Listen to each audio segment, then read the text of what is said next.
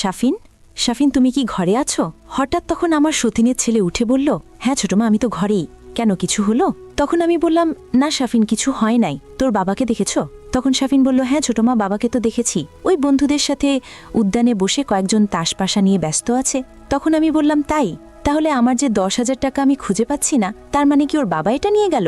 না না, জানি না শুনে এই কথাটা বলা বা মন্তব্য করা ঠিক হচ্ছে না। আমি আবারও জিজ্ঞেস করলাম, শাফিন, তোমার বাবার কাছে একটু যেতে পারবা তুমি? শাফিন বলল, আপনি যদি বলেন অবশ্যই যাব। কেন, কোনো প্রয়োজন আছে খুব জরুরি? আমি বললাম, হ্যাঁ শাফিন, একটু জরুরি। তুমি একটু কক্ষ থেকে বেরিয়ে এসো, একটু প্রবেশদ্বারটা খোলো না। কি করছো? শাফিন বলল, ছোটমা তুমি আরেকটু ওয়েট করো, আমি খুলছি, এই প্রায় হয়ে গেছে। তখন শাফিনকে যেন কেমন একটা অস্থিরতা বোধ কথার মধ্যে বুঝতে পারলাম। আমি তখন শাফিনকে বললাম, আচ্ছা ঠিক আছে, তুমি তোমার কাজ সেরে তারপরে প্রবেশদ্বারটা খুলে বেরিয়ে এসে আমার সাথে একটু সাক্ষাৎ করো। তো এই কথা বলতে শাফিন বলল, আচ্ছা তুমি যাও, আমি এসেই তোমার সাথে সব কথা শুনবো। তারপরে আমি আসলে প্রবেশদ্বারের পাশ থেকে না এসে প্রবেশদ্বারের ওখানে উকি মেরে চুপ করে থাকলাম। যে শাফিন খুব অস্থির বোধ করছিল, কক্ষের মধ্যে অনলিও একা, কিন্তু কেন এমনটা হচ্ছে আর কি বা করছে? তারপরে বন্ধুরা দল্লার ছোট্ট ছিদ্র দিয়ে চোখটা বোলাতেই দেখি, বাবা, শাফিন সবই মহাবিদ্যালয়ে উঠছে। ওর কাঁচা বয়স, মাত্রই যুবক একটা ছেলে, কিন্তু এটা কি করছে? হাটে ওটা কি করছো? আর কেমন অস্থিরতা বোধ, আর সামনে মোবাইলটা চালিয়ে কি সমস্ত কি দেখছে? বন্ধুরা, তোমরা তো বুঝতেই পারছো। আমি বুঝে গেলাম তার ওটা যে কি বড় আর কি সুন্দর, আমি এরকম কখনো দেখিনি।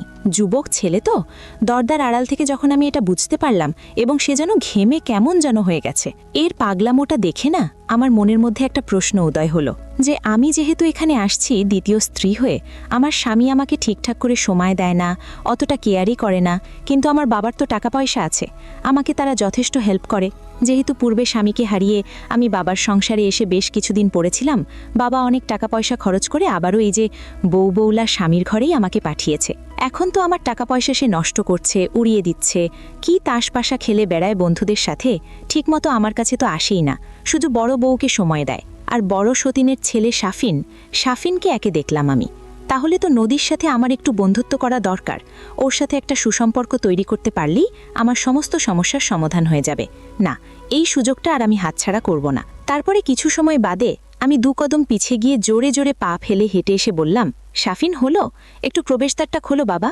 কি হয়েছে, কি এমন করছো?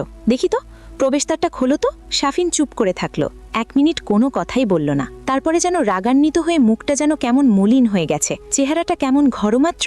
প্রবেশদ্বারটা ছিটকিনি খুলেই আমার দিকে তাকিয়ে বলছে, এত ব্যস্ত হলে কেন? কোনো কিছুতেই শান্তি পাই না। আমি বললাম, কি হয়েছে নদী?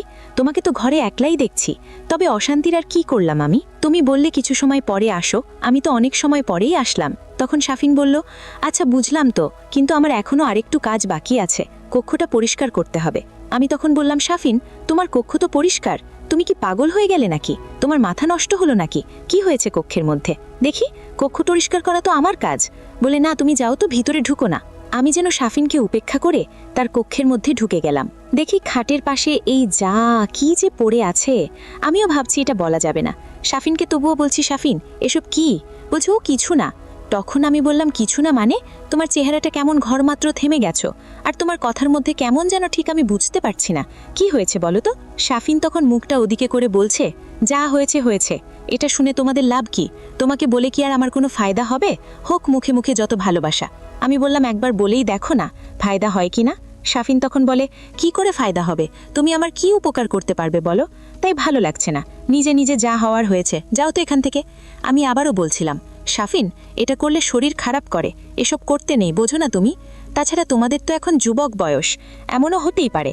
আচ্ছা দেখো, তুমি আমার ভালো বন্ধু হতে পারো না, তুমি তো আমার সতীনের ছেলে, কিন্তু এখনও তো বড় হয়ে গেছো, তোমার সব কথা আমাকে শেয়ার করতে পারবে? তাহলে আমিও তোমাকে ঠিক বন্ধুত্বের ন্যায় সব কথা শেয়ার করব। তাহলে দেখবে এই যে আজকে যেটা আমি স্বচক্ষে দেখছি, এই রকম সমস্যা তোমার হবে না। সেটা কি আমি দেখব? শাফিন বলছে, তাই? তুমি সত্যি বলছো? আমি বললাম যে হ্যাঁ, সত্যি বলছি। দেখো, তোমার বাবা ওই বাইরে থাকে, এই দেখো আমার বিছানার পাল থেকে 10,000 টাকার বান্ডেল আর পাচ্ছি না, নিশ্চয়ই নিয়ে গিয়ে কোথাও জুয়া বা এটা ওটা খেলে মানে মনে হয় পুড়ে ফেলছে। কি বলবো, কিছু বললেই কথায় কথায় বলে তোর বাবার বাড়িতে চলে যা। আমার তো আর ভালো লাগে না, আমি তো এক ঘর ফেরত মেয়ে, সেখান থেকে তোমার বাবার সাথে বিয়ে করে আবার এই সংসারে আসছি, এখনও শান্তি পাচ্ছি না কিছু। তোমার বাবা তো কখনো আমার সাথে ঠিকঠাক করে মুখ ঘুরিয়েও কথাই বলে না, আবার কখনো কখনো আমার পাওনাটাও সে বোঝে। কিছু বুঝতেই তো পারছো, আমারও তো একটা হক আছে। তোমার মাকে নিয়ে এসে ব্যস্ত। আমি কোথায় যাব বলো? তাই বলছি, এই যে এত কষ্ট করে এই যে এখন যে তোমার যে অবস্থাটা দেখছি, কি হয়েছে তোমার মধ্যে, আমি তো সবই বুঝতে পারছি। আমি কি বুঝি না? কিন্তু এইরকমভাবে চলো না। এ সমস্ত করলে ভবিষ্যতে তোমার শারীরিক অসুবিধা হবে। পরের মেয়ে নিয়ে আসলে তার জন্য কি রাখবে? তখন শাফিন বলল, ও তাহলে বুঝতে পেরেছো? আচ্ছা ঠিক আছে, তো দেখি তোমার সাথে এখন থেকে আমার ঘনিষ্ঠ বন্ধুত্বই তৈরি করব। তুমি আমাকে কি সাহায্য করতে পারো এটাই আমি দেখব। তা না হলে যতদিন পরের মেয়েকে ঘরে না আসি, এই যুবক বয়সে মনটার মধ্যে এমন এমন হলে ঠিক এভাবেই ছেলেরা অনেক সময় সময়টাকে করে। যাক, আমারও এটা এই দশা। তুমি কি বুঝে ফেলছো আমার কি হয়েছে? আমি বললাম যে হ্যাঁ শাফিন, আমি প্রবেশদ্বারের ফাঁক থেকে উকি মেরে দেখেছি তোমার হাতের কর্ম, তুমি যা এখানে বসে যা হচ্ছিল, তোমার আর মোবাইলে এসব কি দেখছিলে সবই বুঝতে পারছি। এ সমস্ত অপেক্ষা করে লাভ কি? সময়টাকে কাজে লাগাও, একটু সংযত হয়ে থেকো। কারো না কারোর এটার হক আছে তোমার প্রতি। কিন্তু আমি বলি কি, তোমার যদি চলতে এতই কষ্ট হয় তো আমাকে তো কতটা লজ্জা না করে শেয়ার করতেই পারো। আর শেয়ার করলে একবার দেখোই না, ট্রাই করো। আমি যদি তোমাকে এ বিষয়ে একটু বাঁচতে সহযোগিতা করি, তোমার অনেক ভালো হবে। তুমি বোঝো না কেন? তখন শাফিন বলল, আচ্ছা নাও, ঠিক আছে, দেখা যাবে। কত মানুষই সাহায্য করে, বলতেই শোনা যায়। আমি বললাম, শাফিন তুমি আমাকে চেনো না, আমি তোমাকে সর্বক্ষণ সব সময় চোখে চোখে রাখবো এখন থেকে। আমি আজকে তোমার যা দেখলাম সচক্ষে, এতে আর কখনো তোমার কাছ থেকে আমি সরছি না। কারণ আমার মধ্যে অনেক কিছুরই শূন্যতা রয়ে গেছে শাফিন। এখন তো তুমি বড় হয়েছো, সবই বুঝতে পারবা আস্তে আস্তে। আমি তোমাকে বুঝিয়ে বলবো। তবে আজ আমি সচক্ষে এই কক্ষের মধ্যে একা একা মোবাইলটা সামনে রেখে তুমি যা দেখছিলে আর হাতে যা করছিলে, এটা কিন্তু খুব বদ অভ্যেস। এটা খারাপ, এর জন্য শরীরও খারাপ হয়ে যেতে পারে। আর এটা যদি তোমার অভ্যেসে পরিণত হয়ে যায়, তাহলে কিন্তু মস্তিষ্কের মধ্যে অনেক বুদ্ধি লোপ পাবে, হারিয়ে যাবে, স্বাভাবিক অবস্থায় তুমি থাকবে না। তাই বলি কি, স্পষ্ট পথভ্রষ্টতা বাদ দিয়ে হাতের কক্ষে যেহেতু আমি আছি, তুমি তো আমাকে বললেই আমি অনেক বিষয়ে তোমাকে সহযোগিতা করতে পারি। তাছাড়া তোমার বাবা না আমাকে শুধু বিয়েই করলো, আর কি বা বলবো শাফিন, আসলে জন্মে যেন আমার কপালটাই খারাপ। ভাগ্যটা ভালো না শাফিন। আগের স্বামীর কাছ থেকে যখন সম্পর্কের বিচ্ছেদ ঘটিয়ে বাবার সংসারে কয়েকটা বছর পড়েছিলাম, সেরকমই ছিলাম। ভেবেছিলাম হয়তো উপরালা যদি চায়, ভালো একটা সংসারে বিয়ে হলে বাকি জীবনটা সুখেই কাটাবো। তোমার বাবার টাকা পয়সা অনেক আছে, ঠিক আছে, কিন্তু তোমার বাবা তো সেগুলো ধরে রাখতে পারে না। হয়তো এতদিনে তার সবই শেষ হয়ে যেত যদি তোমার মায়ের বুদ্ধিটা ভালো না থাকতো। তোমার মা আছে বলেই সে এখনও অনেকটা কন্ট্রোলের মধ্যে আছে। তবুও দেখো না, তোমার মায়ের কাছেও সুযোগ হয়ে ওঠেনি। অথচ আমার বিছানার পালক থেকেই দেখো, কালকে বাবার বাড়ি থেকে আমি টাকা নিয়ে আসছিলাম আমার প্রয়োজনীয় কিছু জিনিসপত্র কিনব বলে, সেই 10 লাখ টাকা নিয়ে সে বের হয়ে গেছে। শুধু কি তাই শাফিন, তুমি তো হয়তো জানোই না, আমাকে অনেক ক্ষেত্রে সে তার আমার নিজের হক থেকে বঞ্চিত করছে। দিনের পর দিন আমারও আর ভালো লাগে না শাফিন। আমি কি বলছি তুমি কি বুঝতে পারছো শাফিন?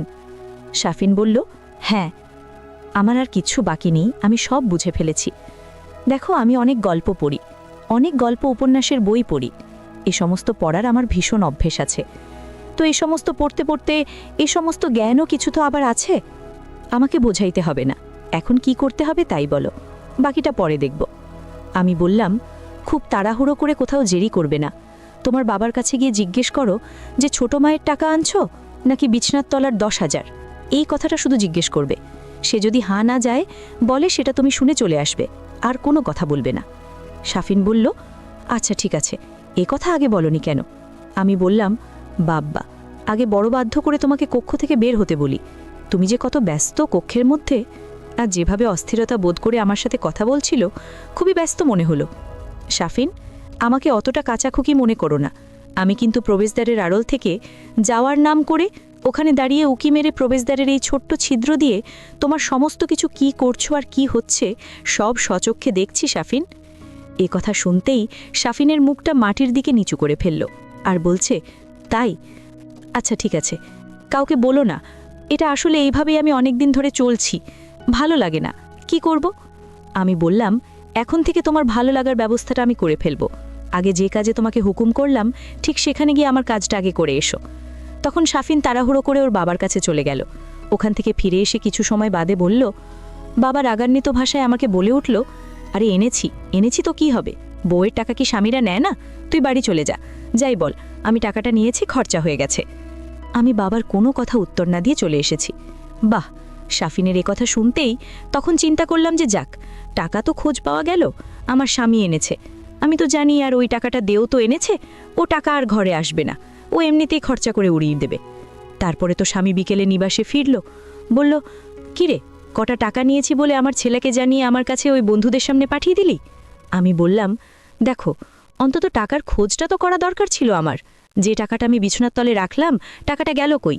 তুমি নিয়েছো, তোমার কি উচিত ছিল না আমাকে একটা জানিয়ে টাকাটা নেবে? এখন তুমি আমার হাজবেন্ড, এ কথা তো আর বলতে পারি না যে চোরের মতো করে চুরি করে নিয়ে গেছো। তখন বলল, টাকাটা আমি নিয়েছিলাম, আর তোকে যদি বলতাম হয়তো তুই দিতি কি না দিতি আমি জানি না, তবে এখন তো জানতে পারলি টাকাটা আমার খরচা হয়ে গেছে।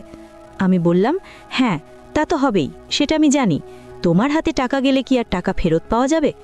তবে শোনো, টাকাটা নিয়ে আসছিলাম আমার ব্যক্তিগত কয়েকটা জিনিস কিনবো বলে।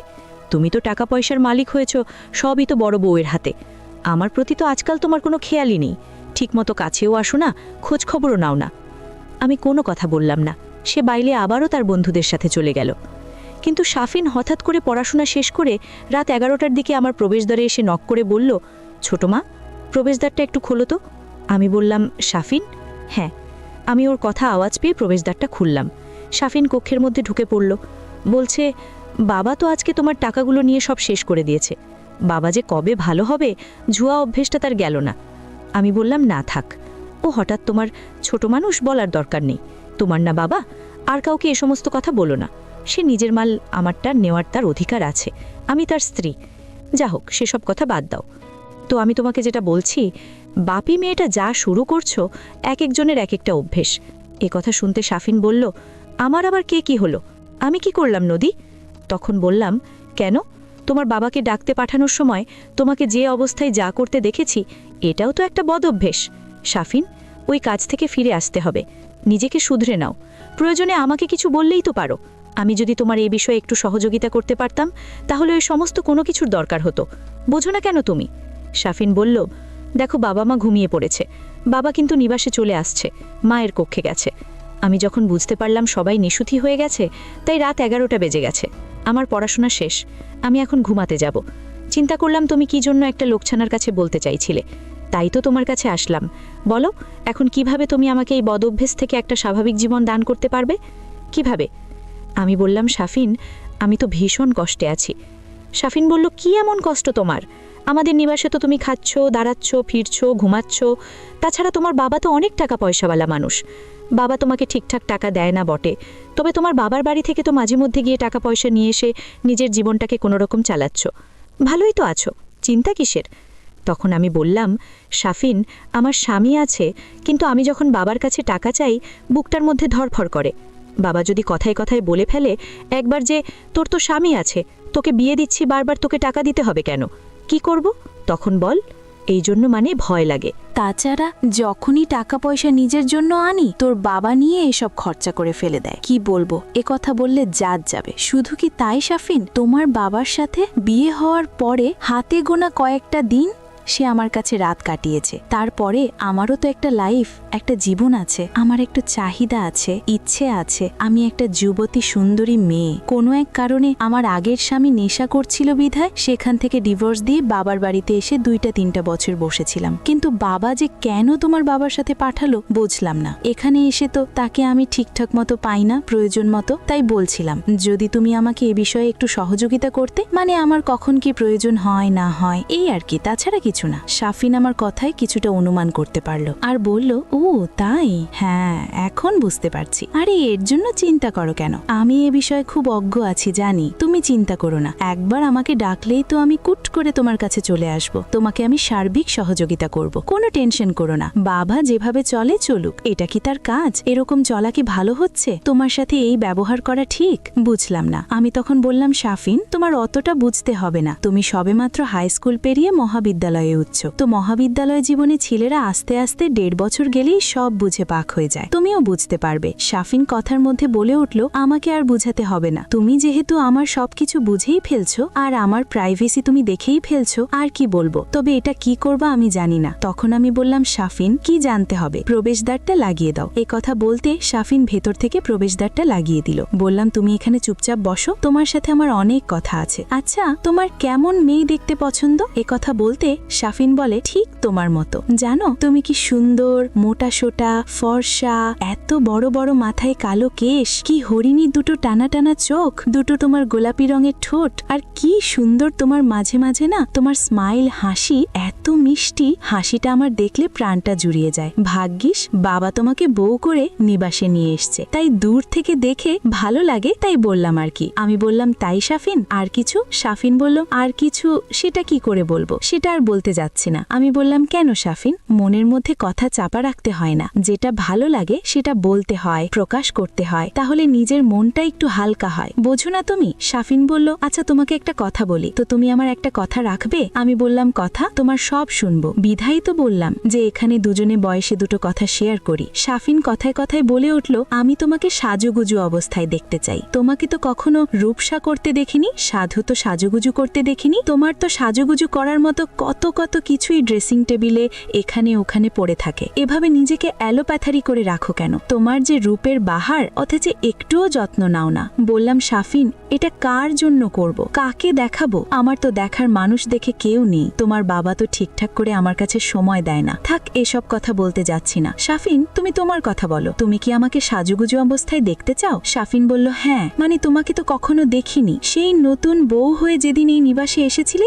সেদিনই শুধু দেখেছিলাম, তবুও আবার ঘোমটা পড়েছিলে তুমি, অতটা ভালো করে দেখার সময় হলো কই? আমি বললাম, ঠিক আছে শাফিন, একটু ওয়েট করো। তারপরে শাফিনকে বসিয়ে রেখে শাফিনের ইচ্ছাটা পূরণ করার জন্য ইচ্ছে মতো আমার কক্ষের সব ছিল, আমি সাজুগুজু করলাম। মানে কেমন যেন একটা আলপনা আধারের মতো ইচ্ছে হলো, তাই কি যেন একটা পাগলামি বন্ধুরা, তাই না? মানে নিজের ইচ্ছায় খুব সাজুগুজু করলাম, একটু মেকআপ টেকআপ, একটু এটা সেটা, ঠোঁট দুটো লিপস্টিক দিয়ে একটু রাঙা করলাম, তারপরে এটা সেটা করে চুল টুল খুব সুন্দর করে গুছিয়ে বেঁধে একটু নতুন শাড়ি পরলাম, শাফিনের সামনেই অনেক কিছু করলাম। করার পরে তারপরে বললাম যে, শাফিন, তুমি এখন আমাকে এখানে বসে 10 মিনিট আমার মুখের দিকে তাকিয়ে ভালো করে দেখো। কখনো বললে তুমি আমার রূপ, এই রূপটা দেখোইনি, দেখো আজ প্রাণ ভরে দেখো। শাফিন বলল, তাই? ঠিক আছে। সত্যি শাফিনটা আমার পাশে বসে কি সুন্দর করে অনেকক্ষণ আমার দিকে তাকিয়ে থাকলো, কিন্তু হঠাৎ করেই ওর ভেতরে কি আবেগের জন্ম হলো আমি জানি না, ঝটকা একটা টান দিয়ে বুকে জোরে জোরে শাফিন আমাকে বলল, এত রূপবতী সুন্দরী মেয়ে আমার জীবনে আমি খুঁজে পাবো তো? আমি তখন বললাম, শাফিন ছাড়ো, হ্যাঁ তুমি অবশ্যই পাবে, তবে মন থেকে দেখবে, চেয়ে দেখলেই তো হয়। শাফিন বলল, কেন?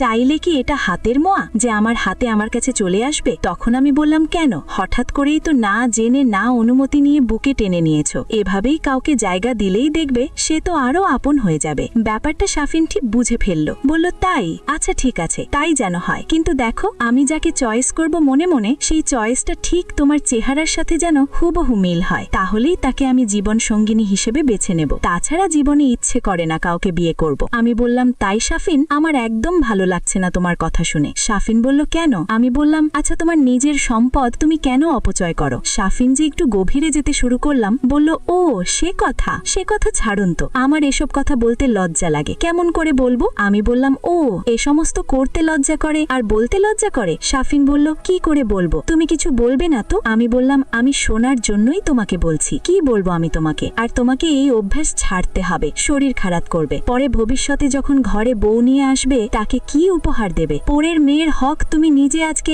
অপচয় করে নষ্ট করেছো কেন? আর এই সমস্ত অশ্লীলতা, এই সমস্ত ভিডিও, এই সমস্ত কোনো কিছু দেখবা না, আর কোনো কিছুর প্রয়োজন হলে আমাকে বলবা। যেন শাফিন আমার এই সমস্ত ঠাস ঠাস কথা শুনে থমকে গেল আর বলল, তুমি এমন করে বলছো, আর এত কিছু কি করে জানলে তুমি? আমি বললাম, শাফিন, আমি সবই বুঝতে পেরেছি, ছেলেদের যেমন একটা বয়সকালে এরকম একটা সময় যায়, মেয়েদের বেলায় ঠিক এরকমই হয়, কিন্তু মেয়েরা কখনো ওকে বলতে পারে না। তখন শাফিন বলল, এটার প্রতিকার, এটাকে দূর করতে হলে কি করব? আমি বললাম, তা আমি জানি না, তবে আমার কাছে তোমার কোনো নিষেধ নেই, তবে আমি তোমাকে ভালো বুদ্ধি দেব, ভালোভাবে চলার জন্য আদেশ করব, তুমি সেভাবেই চলবে, তোমার কোনো কিছু দ্বারা তোমার শারীরিক ক্ষতি হোক সেটা আমি চাইবো না। শাফিন বলল, ঠিক আছে, তাহলে তুমি ঘুমিয়ে পড়ো, এখন আমি যাই। বেশ, আজকে ভালোই তো মজা হলো, তোমাকে সাজুগুজু অবস্থায় দেখতে চাইলাম, কথায় কথায় তুমি ঠাস করে সাজুগুজু করে আমাকে দেখালে, প্রাণটা জুড়িয়ে গেছে, এখন থাকো, যাই, আমি একটু ঘুমাবো, আর সকালে আবার মহাবিদ্যালয়ে যেতে হবে। তো শাফিনকে তখন বললাম, ও বাবা, যেমন নিজের কাজের অজু দেখে পাশে চলে যায়, শাফিন তুমিও তো যাও, আমি একলা একলা সময়টা কাটাবো। যেন থমকে দাঁড়িয়ে গেল আর বলল, তো কি বলবো? আমি সাহসে কুলায় না, তাছাড়া তুমি যেভাবে আমাকে আদেশ উপদেশ করছো, তোমার কি সবকিছু বলতে আমার ভীষণ ভয় লাগে, অতটা বন্ধুত্ব আমার সাথে বুঝি তোমার হবে না। আমি বললাম, শাফিন, ওটা কথার কথা ছিল, কিন্তু আসলেই তোমার সাথে আমার একটা ফ্রি সম্পর্ক তৈরি করা দরকার। তুমি একটা ভালো ছেলে। শাফিন বলল ঠিক আছে, তো কি